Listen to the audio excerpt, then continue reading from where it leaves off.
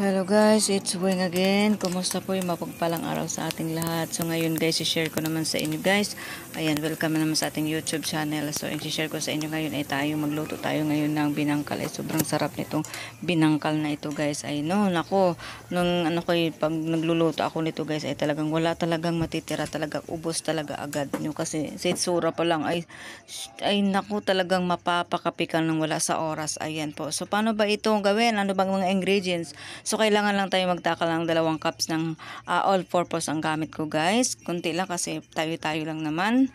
At saka yung mga kasama ko sa bahay. And then mag-ano tayo ng baking powder. 1/2 lang, and then itong baking soda guys, ayan, kunti lang, mga 1/2 lang din kutsara.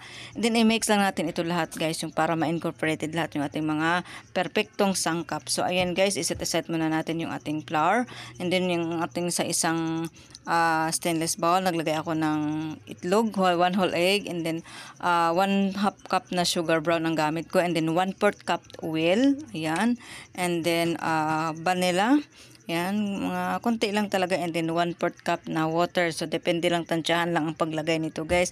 Then, kunting asin. Siyempre, hindi talaga mawawala yung ating asin guys. And then, naglagay ako ng 2 pack ng powdered milk. Yan, and then, kunting food color lang na yellow color, ganun. So, i-mix lang natin guys. Kung wala naman kayong powdered milk, pwede naman yung instead na tubig ay evaporated milk. So, i-mix lang natin hanggang sa ma-incorporated lahat. Matunaw lahat guys. Ayan na. And then, pag ganito na guys, idagdag na natin yung ating harina, no? So, ayan, i-mix lang natin. Ganyan, tapos parang maging dough po siya, no, mga kawing. So, ay nako guys, sobrang sarap nitong ating binangkal na guys. Nako, sobrang sarap talaga. So, ayan, i-mix na talaga natin dahil kinakamay ko na talaga para mahalo talaga lahat, no, para mamasa lahat guys. Ayan, so imamasa lang natin sa hanggang maging ganyan na po siya, maging dough na po siya guys. Ayan, no.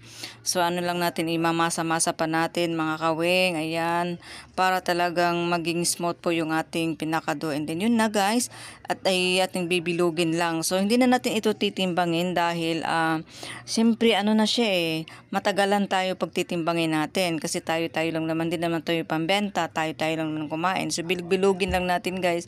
Ayan po, so hanggang sa maubos po siya, no. Ayan, bilog lang natin kung kaninang ng oil para hindi masyado. Ayan, ayan, medyo hindi magkapantay, may malaki may maliit, pero okay lang yan kasi matagalan tayo pag tinitimbang pa natin isa-isa. So ayan, ito guys, ayan, nabilog na natin. Itong bilog isasawsaw natin sa tubig para talagang dumikit yung ating mga sesame. So may sesame seeds tayo again.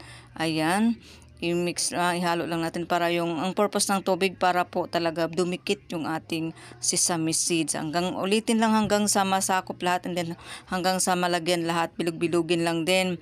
Ayan na guys, so yan na, nabalot na ng sesame seeds. So ngayon guys, ipiprito na natin sa ating mantika. Nagpainit ako ng mantika, pero nasa medium heat lang po siya guys. Huwag yung lakasan yung apoy kasi madali siyang matutong, ganun. So yan guys, ayos na ko, sobrang sarap nitong binangkal na ito. Kayo ba ay nagagawa din ito ng mga ganito guys?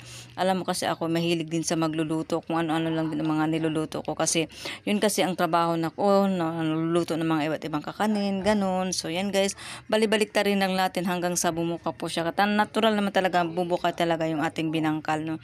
Kasi sa ating baking powder na nilagay, ganun. And then ulitin lang ang pagluto hanggang sa maluto lahat guys. Yung mga natitira, iluto lang din, ganun. And then i-mix lang natin. So yan guys, ang ganda at talagang yung mga sesame seeds talaga ay nandoon pa rin. May ibang natanggal pero nandoon pa rin yung sesame guys. So medyo pasensya guys, medyo maingay dito mga kaweng ha.